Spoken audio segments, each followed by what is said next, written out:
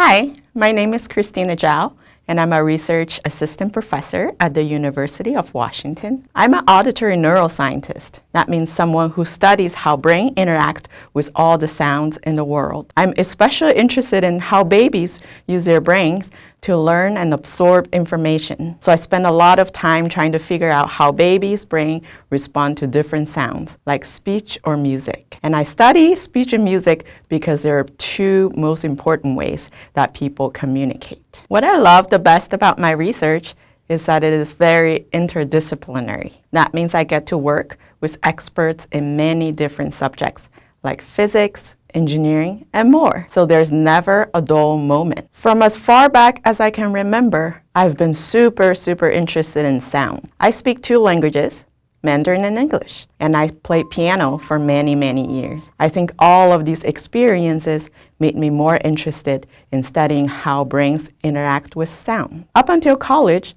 I had no clue that you can make a career out of research in this subject, spending all day studying these fun questions. But then in college, I got to be a research assistant for my psychology professor, who was an expert in how newborn babies react to speech. That really opened my eyes to a whole research field. I use many different tools to do research, and the coolest of which is probably the magnetoencephalography, or MEG for short. It is a machine that uses very sensitive sensors to look at a person's brain activity from the outside without hurting them. We can put a baby in the MEG and play different sounds for them and look at how their brains react to these sounds. By doing this, we learn that how baby brains respond to different speech sounds can help us predict how well and how fast the baby learns language. We also learned that giving babies a lot of active musical experience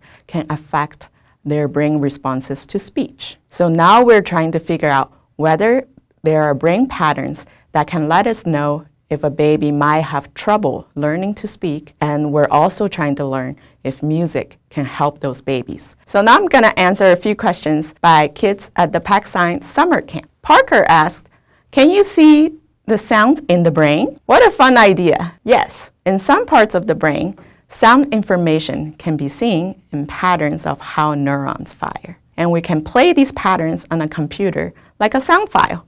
And you can even kind of hear what the sound was. Clara asked, do different kids make different patterns on magnetoencephalography? Absolutely. Every brain is different. While we tend to find that some things are similar across many people, each brain makes unique patterns, and sometimes we can learn a lot by the way that everyone's brains are a bit different from each other. Here's a question from Francis, Matthew, and James. How smart are babies?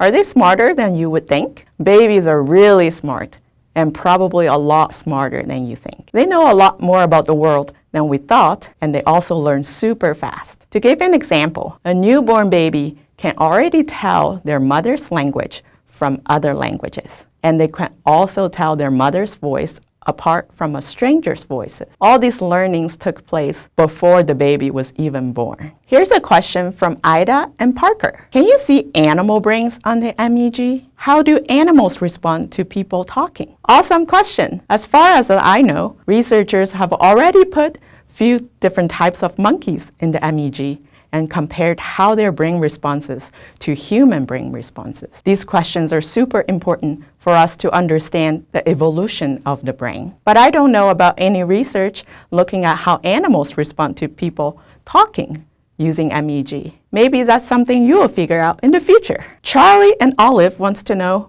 what is your favorite part of your job?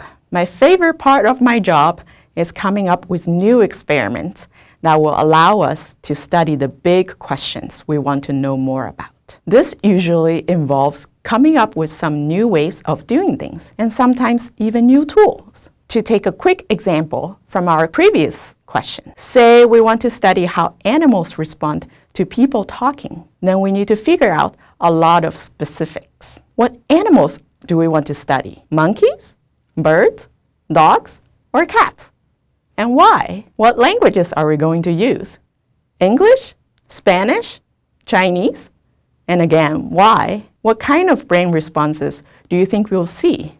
and why. The process of predicting what your outcome would be is called hypothesizing. And finally, what if the results are very different from what you hypothesized? What should you do next then? Eva asked, have you ever gotten stuck in your studies? If so, how did you get out? Yes, getting stuck in research is very normal, and things actually don't turn out as you hypothesized very often. But these are great learning opportunities for us because we get to think hard about what might have gone wrong. And often the results teach us completely new things. Maybe what you hypothesized was not correct. Then you get to design new experiments to follow these new questions until you figure out what is really going on. Matthew asked, would you want someone to learn about your brain? I volunteer my brain to different research studies all the time, and it is super fun. I love the idea of helping research in this way. I don't necessarily learn about my own brain by volunteering, but I think it is cool